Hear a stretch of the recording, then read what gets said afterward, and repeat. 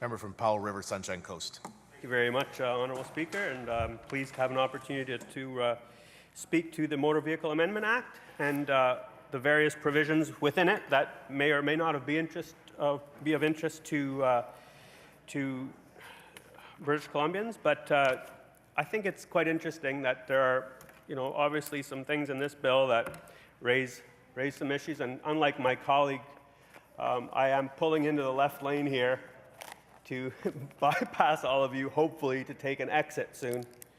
But I believe this is going to be complicated. Yesterday I drove down from Comox along the Island Highway, and I know that we're not going to do an analysis of the effectiveness of any potential regulations around this, but I have to say we're going 120 kilometer an hour highway, and there are people going 115 and other folks passing them.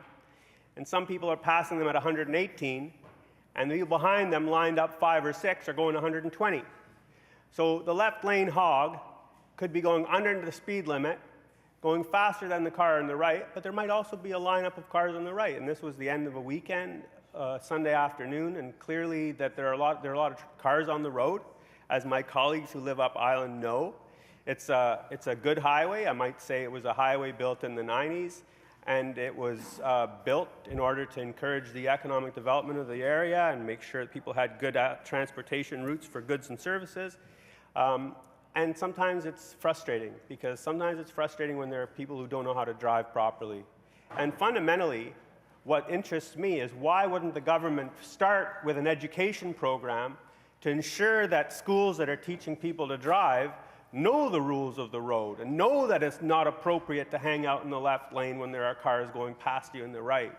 And it's not appropriate to stay in the left lane in any case, unless you're passing someone.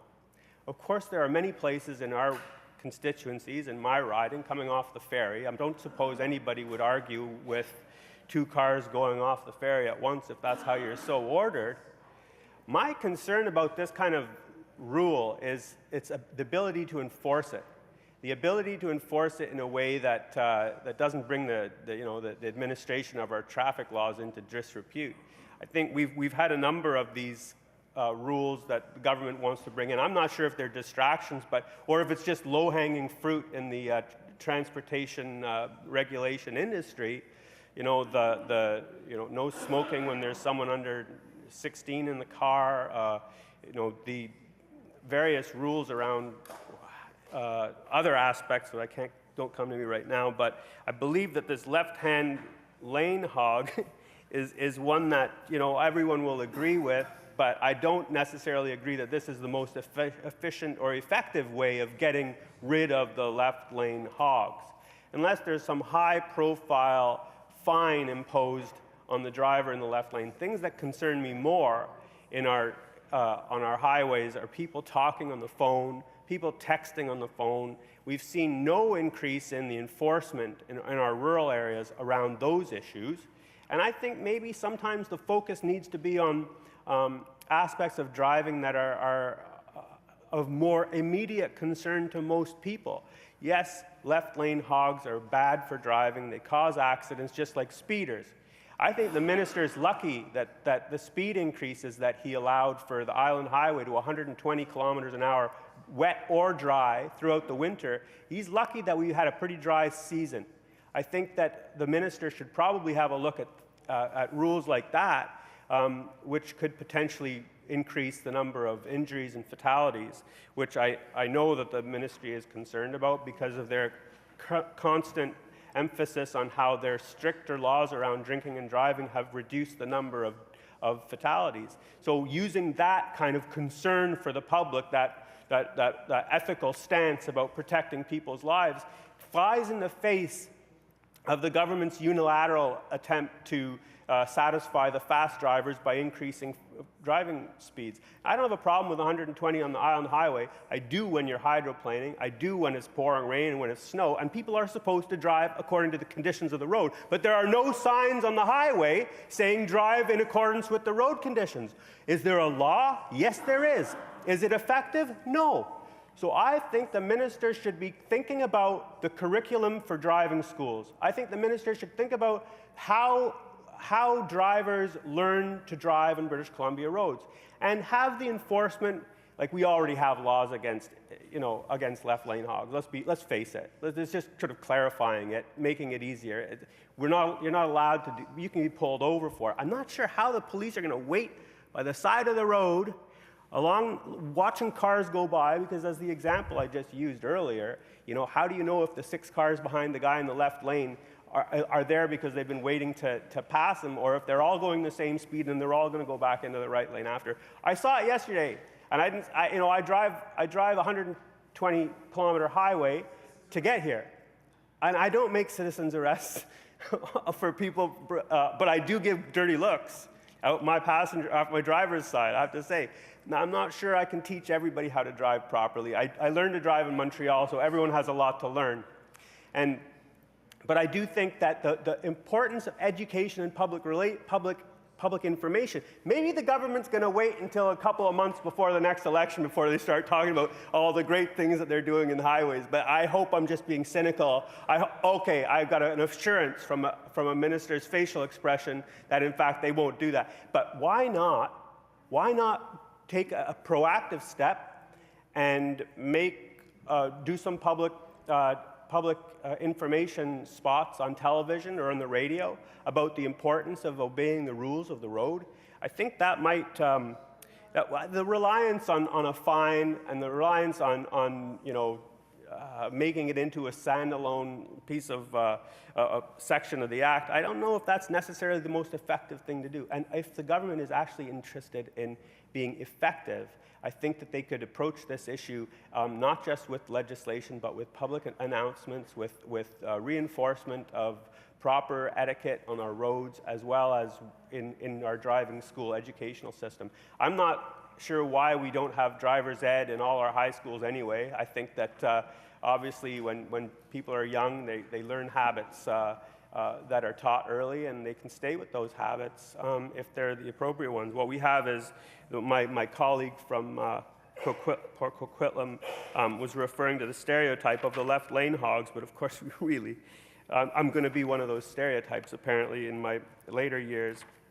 But that's just one aspect of this piece of legislation before the House today, and others are of various approach. The Air Care program, for example, will be canceled. It was a successful program. It did a lot to raise awareness of the importance of protecting our environment. I think it got a lot of cars off the road or fixed. I think I was a victim of it at one point, and my car was a beneficiary of it. And I think that maybe its time has come with the new cars and the obviously far less polluting vehicles. I have no problem with allowing another aspect of this act to pass, which is allowing municipalities to decide where motorcycles can park. Hey, who knew they couldn't? This is one of those things where you're second reading and reading a legislation, go, I didn't know that was a problem.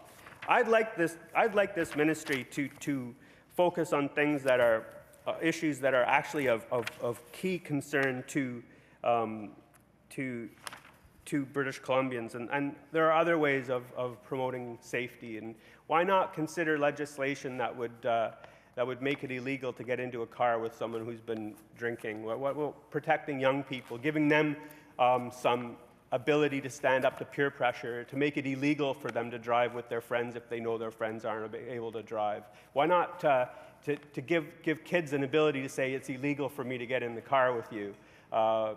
Give them some reassurance, because we all know what peer pressure can do for young people. And I think I'll follow this up with the minister at some point, and I promise at any meeting on issues around highway safety, I will not bring up the ferries issue. That'll be my assurance to him. There are rules that could be made around scooters on our road. Maybe those rules are already there, but maybe a piece of legislation will heighten awareness. And sometimes they're a danger to us as drivers, and sometimes they're a danger to themselves and folks who are driving scooters along our road, possibly in the wrong direction or in the wrong place. Those are some of the things that I think that this government could be focused on. And there's another aspect of transportation safety that I think maybe the minister needs to consider as our population ages, and that is making sure that cars have visual displays on the dash that are large enough for people with vision issues. Many jurisdictions are contemplating improving the ability for seniors to drive without with larger mirrors, with larger displays, larger buttons and handles in their car, because we are going to have to face that as a society at some point. We need to make sure that people who drive are driving safely, and obviously that's the focus of this legislation. I think there are other ways to promote safety on our roads. I hope, my hope is that we'll get some public information campaign going along with the left-hand lane hogs that will have clarification as to what happens when there are 3 lanes, what happens when there's a left turn exit, what happens when there are, what about a red light in the middle of the island highway and you'll have cars lined up, maybe 25 in both lanes. And I worry that it's going to be problematic for law enforcement to enforce. I don't anticipate that there's going to be a huge change in the number of violations issued, similar to the pullover if there's an emergency vehicle stopped. I don't think that we've seen much in the change in enforcement, unless through a sting, which I've witnessed on Highway 1 going out of Vancouver. I don't think that's appropriate, by the way. I think we need to make sure that our rules on the highway are designed to make everybody safe, and education and ensuring that drivers, when they get their license, are aware of the basic rules of the road. I think that might be more effective. My hope is the government will, along with this sort of low-hanging fruit bill, also consider public education, so that people will be able to avoid the penalty associated with driving in that left-hand lane. And I think that with that, I think I've covered most of the comments I was hoping to. So thank you very much, Mr. Speaker.